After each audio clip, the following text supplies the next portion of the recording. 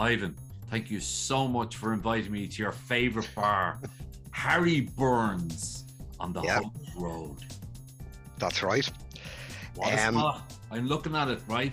It's empty now, but I'd say it'll be full very regularly going forward because there's way too much space there for it to be empty. I'll tell you, were you ever in Harry's? Did you ever go to Was. Harry Burns? Had a lunch there a million years ago. One thing about Harry Burns, they don't let kids in. When I was drinking there, don't know whether it's changed. And it was a very eclectic kind of group that went in.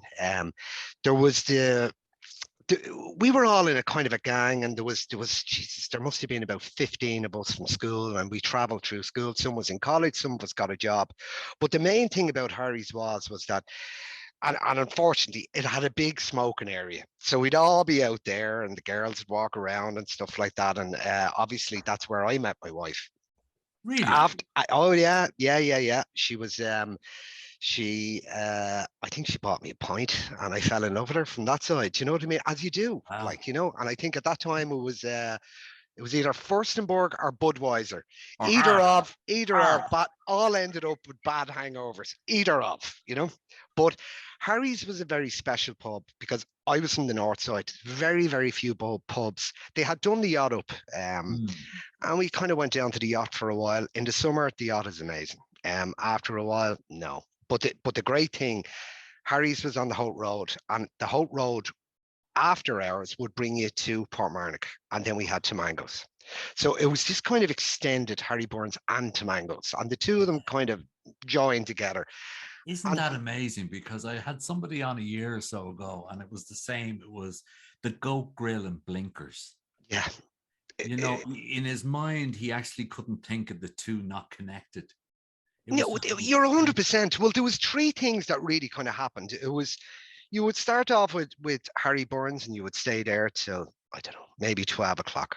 Then from there off to Tamangos, and then back to Fairview, to a place called Some Love It Hot for a kebab, and then you kind of wander home at that side. It'd be about 4 o'clock in the morning. But the amazing thing was, you'd be back up at 8 o'clock, and off you go to work. Now the there you laws have go. changed, and there's legalities about it and stuff like that. But I don't remember ever missing work.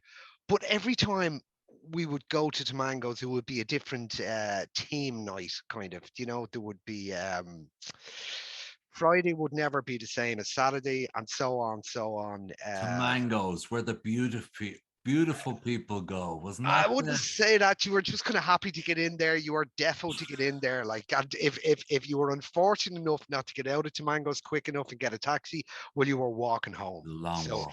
But it was a but straight road. It was a straight road. 100%. But the Yeah. other side of it with Harry Burns was the rugby. And my God, what a bar for rugby. If you ever want to go see a rugby match and you want to just find a bar, Harry Burns is just amazing.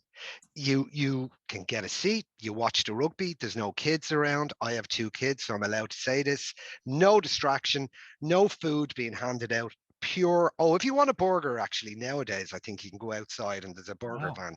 But inside, it is just pure drink and chat. And for that, I have always found Harry Burns great. You speak like a Southsider. I know. Ivan. Will you see what happened to me was I realized at a very young age there was no jobs on the north side. In fact, there was nothing on the north side.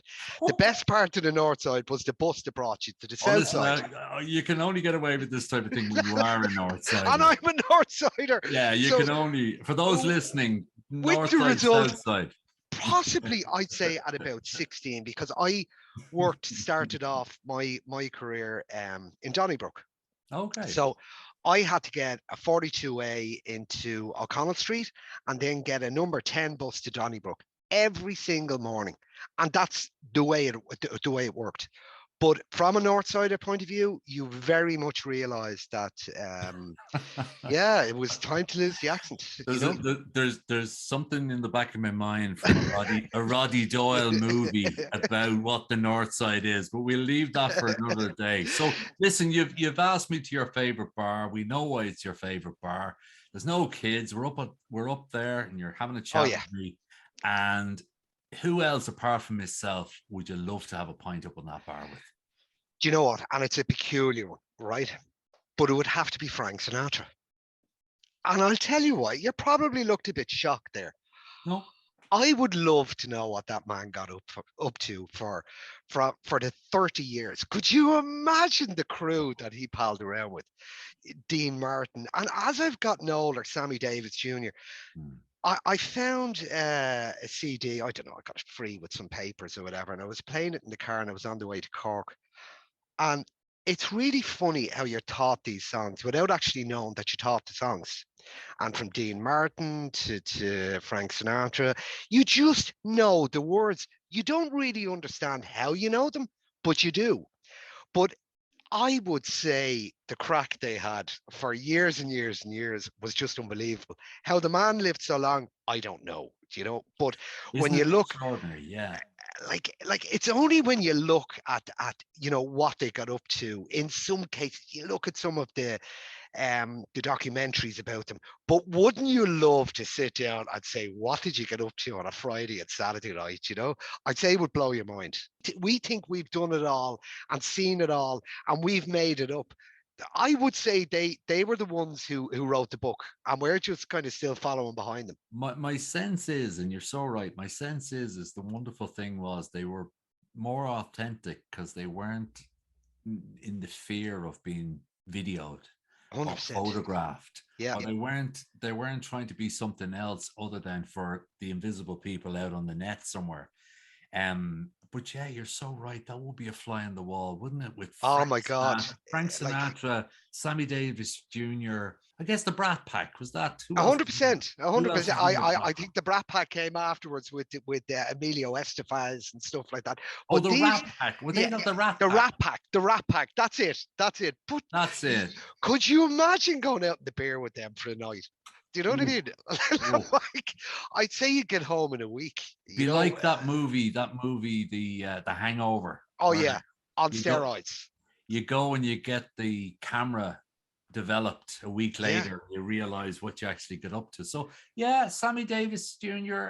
be a good night out. We like to believe that we're I suppose that we've seen it all, and our parents are kind of a bit shaded as regards on that side, but we forget that they had a life as well. And I'm only kind of going back, to our parents, when they were, it must have been really fun in them times.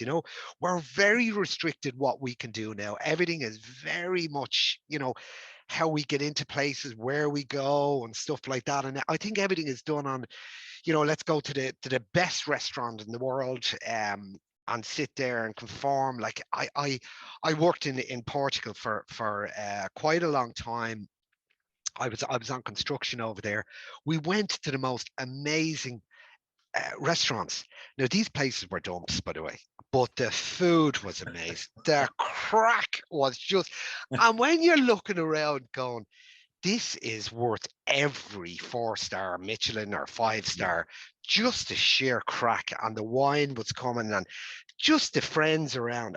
It's rare you go out nowadays and come back and say, I really, really, really had a super time. Do you know, you've hit the nail on the head. I was told by a hotelier many years ago, a saying that I've never forgotten about. And he said, the taste of the roast is often dependent on the hand of the host. 100%. And what he's trying to express, you get straight away, was we're moving to an era where good steak is a good steak. Yes. But what makes it that bit special is how you're made to feel in the place. 100%. And that's why I guess your experience there at Portugal, the authenticity of the server, the authenticity, it didn't actually matter about the 100%. It actually, most of them were speaking Portuguese, and I was speaking English, and nobody understood what the hell we were. But we all understood the food, we understood the wine, and you know what? The more bottles of wine that came out, we just found this common language. You must be listening to one of the commentaries from Billy Connolly. He often says, the drunker I get in foreign countries, the more we seem to understand each other. I think I was eclectic. I think I could speak Portuguese after about 4 or 5 hours, but I just loved the way they do this. You know what I mean? And I find going out now in Ireland, just the crack isn't there as Yeah. much as it used to be. Well, And there hasn't been much crack for 2 years. no. And I think we need to get back to that. Just a bit of laughing, raw laughing. So tell me very, very briefly, tell us something that we don't know about you. Oh, a good juicy one now. I'll tell you a juicy one. I have Sharp, and Sharp is a great company, and there's 250 staff. And I'm not saying this is a plug. I'm trying to actually explain that the reason why I'm saying this. So the company I was working for previous to Sharp, they sold, and I spoke to these number of guys. They were English guys. There was about 8 guys that came to the boardroom, and I hadn't a notion of what they were talking about, but I was good at my job. So I left because I had no idea what they were speaking about. So I set up Sharp, and Sharp went on to success after success. But the moral of the story is that when 8 guys are sitting there with a laptop and they're asking me about cash flow projections, and at the time I had no idea what they were talking about. This is how things just get desperate. So it was the most bizarrest thing in the world of how I ended up from there to here. No idea at all, but it worked. And thankfully for them 8 guys who just grilled me at a meeting, I just ran literally out of desperation. So that was the plan as regards for setting up this company. And it's quite a bizarre plan. That was my business plan. No idea what I'm talking about. Better do this. And well, sometimes you look at great soccer teams, or you look at great Olympians, and you look at all these people. There are ones that are systematically have seen it since they were children, right the way through, like a spreadsheet life, and it goes. But most of them, when you actually listen to the documentaries, it's bizarre how they ended up being the gymnastic champion of the world. Oh, I wanted to be a basketball player, but I broke my toe.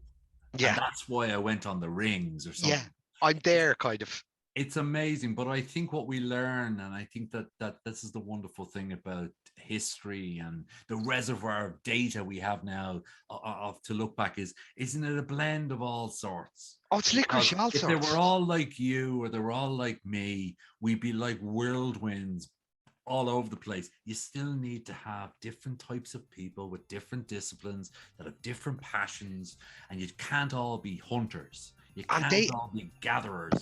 All along the road, it makes such a big difference as regards if you can take these influences in. It just makes a huge, because it's free information. It's free. All you have to do is listen.